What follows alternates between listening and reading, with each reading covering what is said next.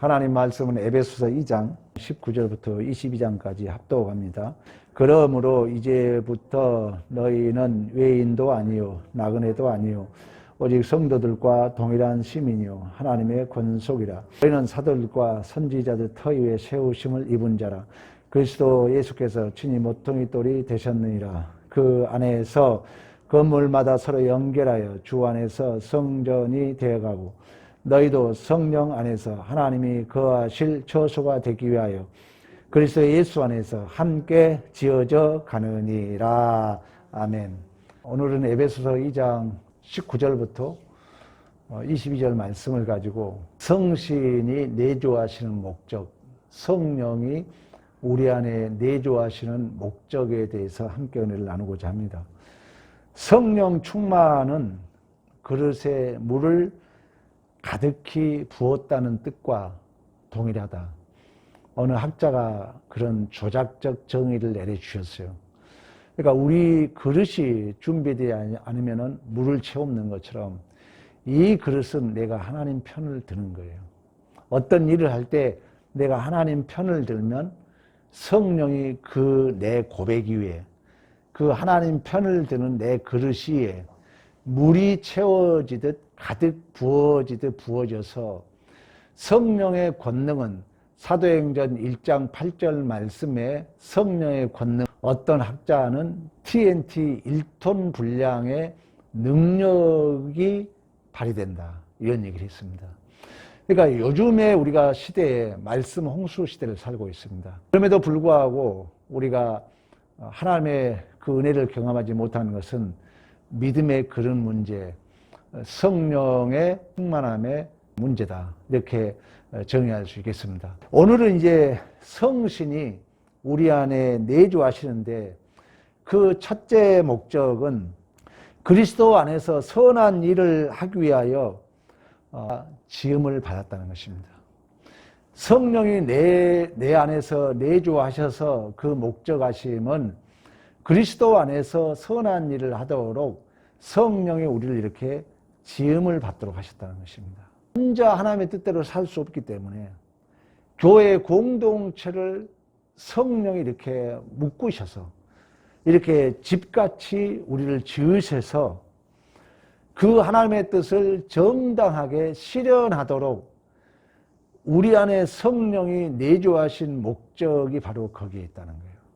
우리 혼자 일하는 것이 아니라 공동체가 함께 일할 수 있도록 성령이 내 안에서 내조하신다는 것입니다. 그래서 우리가 오늘 본문에 읽었던 것처럼 이것을 성경은 건물로 비유를 하고 있습니다. 우리가 건물의 다양한 그 부속품이 한 건물을 이룬 것처럼 성령이 내 안에 내조하신 첫째 목적은 이러한 하나님의 뜻을 이루기 위해서 건물같이 우리를 위해 지어주는 역할이 바로 성령이 하신다는 거예요. 그러니까 우리가 성령이 내조하신 분은 어떤 사람은 유리창 역할, 건물로 말하면 어떤 사람은 기둥 역할, 어떤 사람은 모래, 시멘트, 철근, 다양한 역할을 할 수 있도록 그리하여 하나님의 풍성함이 드러나도록 이렇게 지어주는 역할을 성령 하나님이 하신다는 것입니다. 우리 혼자 할 수 없기 때문에 건물을 모래만 가지고 지을 수 없기 때문에 다양한 부속품이 함께 모여서 함께 지어져 가는 것처럼 우리 안에 내주하신 성령이 그 역할을 한다는 거예요.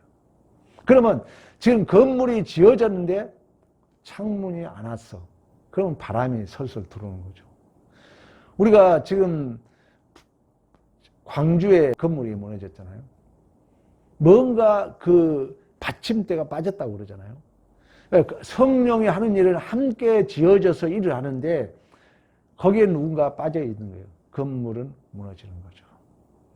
그러니까 우리가 성령 충만함과 이게 연동작용을 하는데 그 성령 충만함과 성령의 내주하심은 함께 지어져감을 우리가 자각하고 거기에 순종하도록 되어 있다는 것입니다. 그러면 이제 두 번째 성령의 내조하심은 선한 일을 하기 위하여. 선한 일이라는 것은 하나님의 일을 하기 위하여 성령이 우리 안에 내주하셔서 한 건물같이 지어주고, 두 번째 성령이 내 안에 내주하심은 선한 일을 하도록, 선한 일을 한다는 의미에서 내 안에 성령의 인도함에 따라서 성령이 나를 함께 지어져 간다는 이 임마누엘, 성신, 하나님이 나와 함께하고, 오늘 또 성신께서, 나와 함께 하신 하나님께서 나에게 무엇을 부어줄까, 이 기대감 속에 오시라는 거예요. 성신은 내 안에서 선한 일을 하도록 하는데, 이 성신은 우리의 그 선한 일은 마태복음 5장에 보면 빛과 소금으로 얘기해요. 빛과 소금은 겉과 속이 똑같다는 거예요. 겉과 속이 틀린 바리새인과 서기관들보다 더 나은 의가 아니면은 천국에 갈 수 없다고 말씀하고 있습니다. 그러면서 우리 주님이 뭐라 하냐면 너희의 착한 행실로 하나님 앞에 영광을 돌리라고 말씀했던 것처럼, 성신이 우리 안에 내주하시는 일은 선한 일을 하기 위하여, 예수 안에서 선한 일을 하기 위하여 성신 하나님께서, 성령 하나님께서 우리 안에 내주하신 줄로 믿습니다. 그러니까 내가 여러분 예수를 믿고 새로운 생명을 얻었다는 것은 그런 의미에서 내 마음대로 내 뜻대로 살면 안 된다는 거예요. 그래서 이제 고린도 교회를 보면은 고린도 교회가 이원론주의에 빠졌거든요. 이원론주의라는 건 뭐냐면 영지주의 영향이에요. 영혼만 구원받으면 된다. 그래서 내 육체를 가지고 간음, 특히 고린도 교회, 그때 사도 바울이 말씀을 통해서 뭐라 하냐, 너희가 하나님의 핏값으로 산 성령의 전인 줄 알지 못하느냐. 그러면서 너희 몸으로 하나님께 영광을 돌리라고 말씀합니다. 그러면 선한 일은 뭐냐면은 토부, 아름다움, 그 자체는 하나님이 보여지는 거예요. 그러면 하나님은 본질은 영인데 실제적으로 구체화, 실체화해서 보여준 자가 누구예요? 예수예요. 그래서 예수 안에서 예수 닮은 삶이 선한 일이고, 그 일을 하도록 성령이 우리 안에 내조하신 줄로 믿습니다. 세 번째, 성신, 성령이 내 안에 내조하신 일은 우리를 성숙하게 합니다. 성장해야 돼요. 하나님은 우리에게 어느 수준까지, 일정 수준까지 장성한 분량에 이르도록 한다는 것입니다. 내 안에 성령이 그 일을 해요. 그러면 이 잘한다는 것은 믿음의 문제거든요. 근데 이 믿음은 들음에서 납니다. 믿음이 일정하게 자라는 거예요. 믿음이. 성신이 내주하신 목적입니다. 그래서 우리가 성경에 보면은 온전한 사람이 이루어라. 그리스도의 장성한 분량까지 충만한 데 이르라. 어린아이가 되지 말아라. 성경에 강조하고 있습니다. 고린도 전서에는 뭐라냐면 어렸을 때 말하는 것 같이 어린아이와 같고 깨닫는 것이 어린아이와 같고 생각하는 것이 어린아이와 같다가 장사한 사람이 되어서 어린아이 일을 버렸노라 그래요. 그러니까 우리가 어린아이 일을 버려야 된다는 거예요. 성신이 그 일을 한다는 거예요. 어린아이는 여러분 성경에 두 가지로 쓰입니다. 긍정적 의미는 전적으로 의존형이에요. 부정적 의미는 어린아이는 뭐냐? 자기밖에 모른다는 거예요. 모든 게 자기 중심이에요. 어린아이예요. 하나님이 우리 성신 우리 안에 내주하시면 우리의 신앙이 그리스도의 장성한 분량까지 이르게 한다는 거예요. 그 다음에 이제 신앙이 어느 정도 자라고 나면은 우리에게 사역을 감당하도록 한다는 것입니다. 사역을 감당하게 한다는 것은 쉽게 말하면 전투하는 교회예요. 왜 그러냐면은 하나님의 일을 한다는 것을 고린도전서 4장에 보면은 너희가 그리스도의 일꾼이요 하나님의 비밀을 맡은 자들이 구할 것은 충성이라 그러거든요. 근데 하나님의 일을 한다는 것은 수없이 방해꾼들이 있어요. 여러분들이 우리가 이사야 공부를 했던 것처럼 1차원적 세계관의 질서, 2차원의 세계관의 질서. 이제 이스라엘 백성들이 바벨론 포로에서 돌아옵니다. 돌아와서 첫째 하는 게 뭐예요? 성벽과 성전을 지어요. 그때 산발락과 도비야를 비롯하여 사마리아인들이 방해합니다. 그러니까 우리가 하나님의 일을 한다는 것은 방해꾼을 이기는 거예요. 하나님의 일이 자연스럽게 되면 얼마나 좋겠습니까? 근데 우리 안에 수없는 육체라는 건 뭐예요? 세상적인 사고죠. 갈라디아서는 육체는 성령을 거스린다 그래요. 그 육체라는 것은 내 몸이 아니라 내 본성적인 그 육신적 소욕이죠. 쉽게 말하면. 그것이 자꾸 내 안에서 성신이 내주하셔서 하나님의 일을 하도록 하는데 방해한다는 거죠. 우리는 전투해야 돼요. 우리의 합리적 사고, 이성적 사고, 우리의 자존심, 우리의 이기심이 얼마나 교회 일을 방해한 줄 아세요? 하나님 앞에 그래서 우리는 내가 정해놓은 점수만 신앙생활 하죠. 어떤 사람 교회 일도 내 틀에 맞게 이 정도만 하는 거예요.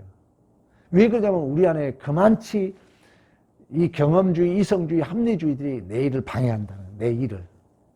하나님의 일을 방해한다는 거예요. 성신이 하는 일을 방해한다는 거예요. 오직 하면 이 김홍전 박사는 하나님의 일을 어떻게 표현하냐면 싸워야 된다 그래요. 전투하는 교회다 이렇게 표현하고 있다는 거예요. 왜? 싸우지 않으면 하나님의 일을 할 수 없다는 거예요. 왜? 자꾸 육신의 속에 나를 거스리니까. 대적하니까. 더구나 사탄 마귀가 우리를 자꾸 방해하니까. 자꾸 고발하고 참수해가지고 하나님의 일을 못하게 한다는 것입니다. 하나님의 일을 하게 되면 하나님의 편을 들면 성신이 TNT 1톤 분량의 능력을 우리에게 물을 채우듯이 채우셔서 그 일을 하실 텐데 우리의 사고가, 우리의 경험이 자꾸 하나님의 일을 성신은 내 안에서 하나님의 사역을 하도록 하는데 내 안에서 우리의 옛사람이, 우리의 육신적 소욕이 사단 마귀가 대적하고 방해한다는 거예요. 그래서 전투해야 된다. 싸워야 된다. 그래서 사탄 마귀를 대적해라. 그리하면 피하리라. 야고보서에 그런 얘기를 합니다. 또 우리가 여러분이 잘 알고 있는 것처럼 베드로후서에 보면 우는 사자와 두루 삼킬 자를 찬다. 베드로전서 5장 8절 9절에. 그러면서 뭐라 하냐면 사단을 대적해라. 그러니까 우리 안에 사단이 자꾸 성신은 내 안에 사람의 일을 하고자 하는데 방해한다는. 그때 우리가 이겨야 돼요. 전투해야 돼요. 싸워야 돼요.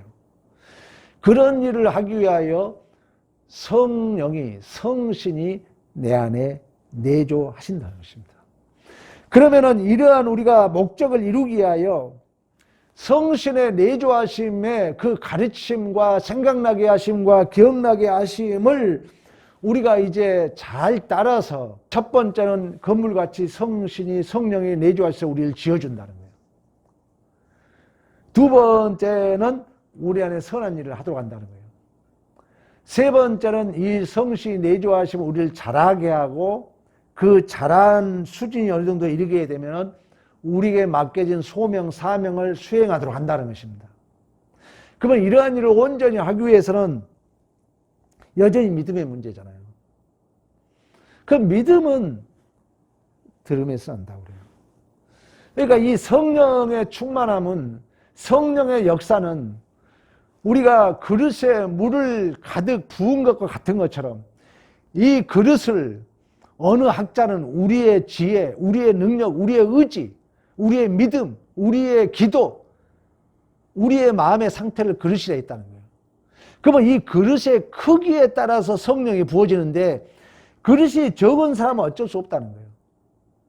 5살짜리가 그래서 25살로 갑자기 안 된다 그랬어요. 성령이 충만하다 해서 초등학생이 대통령이 될 수 없다는 거예요. 성령 충만함 받는다 해서 초등학생이 6학년 실력 올라가지 않는다니까요. 분명히 그 얘기를 해요. 그 말이 맞아요. 물론 초월적으로 뭐 한글을 못된 사람들이 막 이렇게 글을 배우는 경우도 있지만 절대 성령 그렇게 역사하지 않습니다. 그러니까 우리가 착각할 수 있어요. 내가 교회 오래 다니고 내가 직분이 높은 성령 충만함을 착각할 수 있어요. 아닙니다. 내가 그릇이 준비돼야 된다는 거예요. 그릇이. 그러면 이 그릇이 준비되기 위해서는 우리가 말씀을 읽고 듣고 훈련해야 된다는 것입니다. 여러분, 예수님이 마태복음 공생애 전에 3장에 가면 세례를 받습니다. 세례 요한으로부터 세례를 받아요. 그 세례를 받는다는 것은 예수님이 세례 요한에게 세례 받는 게 이해가 안 되잖아요. 그것은 이제 인류의 대표자로서의 그 절차를 밟는 거예요. 그 세례를 받고 4장에 가면 시험을 당해요. 그 시험도 인류의 대표로서 모든 시험을 이기는 걸 모형으로 보여줘요. 근데 그 시험을 이길 때 예수님이 하나님의 말씀이 기록되었으되 하나님의 말씀이 기록되었으되 말씀으로 이긴다는 거예요. 말씀으로. 그러니까 우리가 성령은 그런 의미에서 진리의 영이라고 말씀했던 것처럼 말씀을 듣고 훈련한 것은 너무나도 중요함을 성경은 말씀해주고 있고 또 예수님의 최종적 승리가 내 뜻대로 마옵시고 아버지 뜻대로 하옵소서 말씀했던 것처럼 내 안에 내주하신 이 성신의 능력을 우리가 경험하기 위해서는 여전히 말씀을 듣고 훈련하고 연습하여서 그 성령의 내주하심을 내가 잘 자각하고 내 그릇이 커지는 것이 진정한 이 성령 충만함 안에서 연동되는 성령의 내주하심을 우리가 확인하고 누릴 줄로 믿습니다. 이러한 승리가 있기를 간절히 축원합니다.